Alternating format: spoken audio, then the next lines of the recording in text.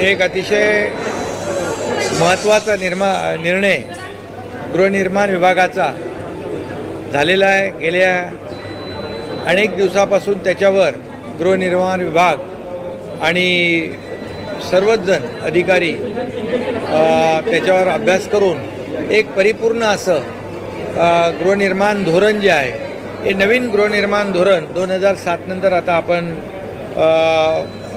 त्याचा निर्णय घेतलेला आहे।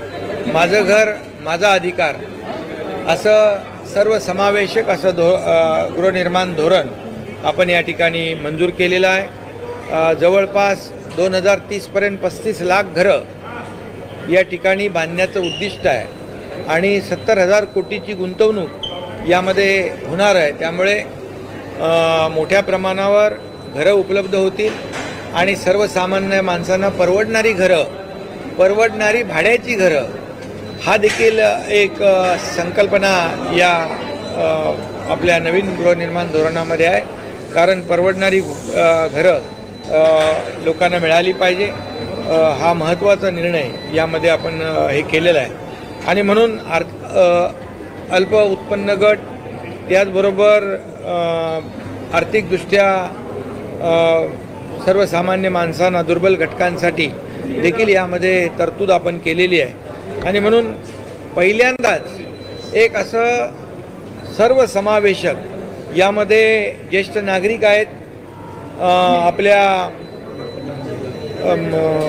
वर्किंग वुमन आहेत, जे नोकरी करणाऱ्या आपल्या लाडक्या बहिणी आहेत, नोकरदार महिला, विद्यार्थी आणि औद्योगिक कामगार आणि त्याचबरोबर ज्येष्ठ नागरिक यासाठी देखील या धोरणामध्ये आपण त्याचा अंतर्भाव केलेला आहे। जेणेकरून परवडणारी घरंही मिळतील, परवडणारी भाड्याची घरं मिळतील, जेणेकरून मुंबई MMR या संपूर्ण भागामध्ये या ठिकाणी लोकांना घरं विकतही घेता येतील।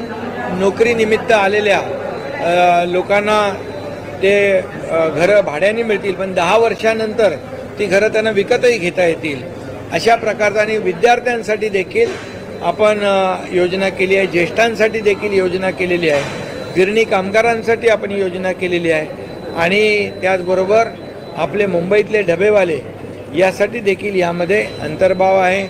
यामध्ये पोलिसांसाठी देखील आपण विचार केला आहे, पोलिसांचं देखील हाऊसिंग आहे गृहनिर्माण धोरण। पण या गृहनिर्माणच्या माध्यमातून सर्वसमावेशक सगळ्यांना परवडणारी घरं मिळाली पाहिजे, अशा प्रकारची भूमिका आपल्या सरकारने घेतली आहे। मुख्यमंत्री महोदयांच्या अध्यक्षतेखाली आज बैठक झाली आणि त्यामध्ये आपण निर्णय घेतला आहे। त्याचबरोबर AI based state housing information portal, जे शिप हे पोर्टल जे आहे, या धोरणाअंतर्गत आपण पहिल्यांदा सुरू करतो आहे आणि त्यामुळे घरांची मागणी आणि पुरवठा, घरं आपली कुठं कुठं आहेत, या पोर्टलवर लोकांना कळतील आणि लोकांना सोयीचं होईल की आपण कुठं अर्ज करायचा आणि नेमकं म्हणजे त्याची ससे ओलपट होणार नाही, त्याला बरोबर घरांची माहिती कळेल आणि त्यामुळे त्याला घर घेणं देखील शक्य होईल। आणि यामुळे संपूर्णपणे या पोर्टलमुळे पूर्णपणे ट्रान्सपरन्सी येईल आणि याचा फायदा लोकांना होईल। त्याचबरोबर महाआवाज ॲप देखील आपण तयार केलेला आहे। या ॲपवर देखील लोकांना अर्ज करता येतील घरांसाठी, ही देखील आपण सुविधा दिलेली आहे। आदरणीय प्रधानमंत्री मोदी साहेबांच्या संकल्पनेमधून वॉक टू वर्क जे आपण धोरण राबवतोय, याचा औद्योगिक क्षेत्रामध्ये उपयोग होईल आणि औद्योगिक क्षेत्रात जे काम करतात त्या कामगारांना मगाशी मी म्हटल्याप्रमाणे त्याचा फायदा होईल। 10 वर्ष त्यांना ते भाड्याची घरं असतील, पण 10 वर्षानंतर त्यांना ती विकतही घेता येतील। त्यामुळे औद्योगिक वसाहतींच्या बाजूला झोपडपट्ट्या होणार नाहीत आणि म्हणून आपण ही घरं दिल्यानंतर, मोठ्या प्रमाणावर घरं बांधल्यानंतर झोपडपट्टी, बिलकुल अनधिकृत बांधकाम, एकही झोपडपट्टी किंवा एकही अनधिकृत बांधकाम होता कामा नये, अशा प्रकारचा देखील आपण निर्णय घेतला आहे। कारण शेवटी आपण मागणी आणि सप्लाय आणि डिमांड आणि सप्लाय याचा ताळमेळ घालण्याचा प्रयत्न यामधून आपण करतोय आणि त्याचबरोबर एकात्मिक नियोजनाच्या माध्यमातून जे आपण क्लस्टर केलेलं आहे, सर्वात महत्त्वाचं म्हणजे यामध्ये SRAचं क्लस्टर केलं आहे। आणि क्लस्टरमुळे एक SRA जर आपण उभा केला तर त्यामध्ये कुठलीही अम्युनिटी आपल्याला देता येत नाही, कारण स्टँड अलोन बिल्डिंग उभ्या राहतात, त्याच्या आजूबाजूला आपल्याला स्पेसही देता येत नाही, कुठलं मोकळी जागाही ठेवता येत नाही. पण असे 4-5 क्लस्टर एकत्र केल्यामुळे तिथं तुम्हाला मोठ्या प्रमाणावर ॲम्युनिटी देता येतात, तिथं तुम्हाला गार्डन देता येईल, तिथे क्लब हाऊस देता येईल, तिथे आपल्याला ओपन ग्राउंड देता येईल, त्याचबरोबर पार्किंगची सुविधा देता येईल, वैद्यकीय सुविधा देता येईल. या सगळ्या सुविधा ॲम्युनिटी क्लस्टरमुळे आपल्याला देता येतील.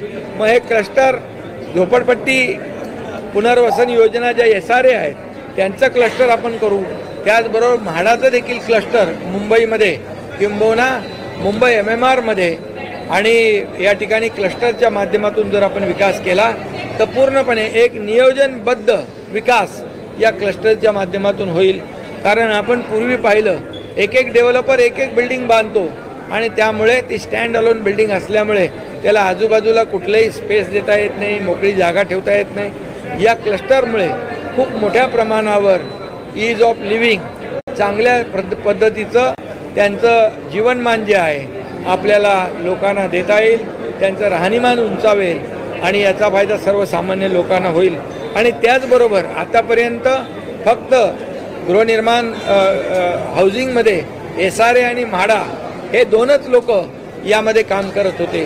आत्ता या संपूर्ण जे काही क्लस्टर आहेत मुंबईतल्या SRA 282 जे रखडलेले प्रकल्प आहेत याला चालना देण्यासाठी आता त्यामध्ये SRA म्हाडाबरोबर MMRDA, त्याचबरोबर BMC, शिडको, MIDC, MSRDC आणि महाप्रीत या गव्हर्नमेंट अथॉरिटीज ज्या आहेत या अथॉरिटीजला देखील आम्ही अधिकार दिलेले आहेत की यामधून ते जेवीच्या माध्यमातून जेवी करून या रखडलेल्या झोपडपट्ट्यांचा पुनर्विकास, रखडलेल्या म्हाडाच्या इमारतींचा, धोकादायक इमारतींचा पुनर्विकास हे सहज शक्य होईल आणि जॉईंट व्हेंचरच्या माध्यमातून या ठिकाणी आपल्याला तेही देता येईल.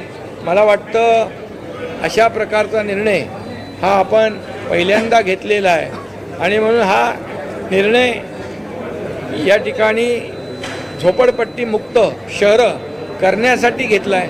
हा फक्त मुंबई MMR पुरता मर्यादित नाही, संपूर्ण राज्यभर याची व्याप्ती आहे. राज्यभरामध्ये सगळीकडे ज्या ठिकाणी झोपडपट्ट्या आहेत त्या ठिकाणी ही योजना लागू होईल. म्हाडाच्या इमारती आहेत त्या ठिकाणी देखील या योजना लागू होती. MMR आणि SRAचे अनेक प्रकल्प जे आहेत ते रखडलेले आहेत, पुनर्विकास प्रकल्प रखडलेले आहेत, त्यांना मार्गी लावणं आणि वेळेवरती पूर्ण नाही देखील. आणि सर यात सगळ्यात महत्त्वाचा प्रश्न परवडणारी घरं बघा. सिडकोनं किंवा म्हाडानं ऑलरेडी बांधलेली जी घरं आहेत ते परवडत नाहीत म्हणून लोक तुमच्याकडे तक्रारी करतायत, लेखी निवेदनं देत आहेत. तर ते त्याच्यात पाळलं कसं काय करणार? यामध्ये बिलकुल सर्वसामान्य माणसाला घर विकत घेता आलं पाहिजे, ते परवडणारं असलं पाहिजे, चांगल्या दर्जाचं असलं पाहिजे आणि वेळेवर हे घर बांधलं गेलं पाहिजे. हे उद्दिष्ट डोळ्यासमोर ठेवून आपण हा निर्णय घेतलेला आहे. मला वाटतं आतापर्यंतच्या धोरणांमध्ये सर्वोत्कृष्ट असं धोरण गृहनिर्माण विभागाने या ठिकाणी तयार केलेलं आहे, जे सर्वसमावेशक आहे, सर्वसामान्यांसाठी आहे.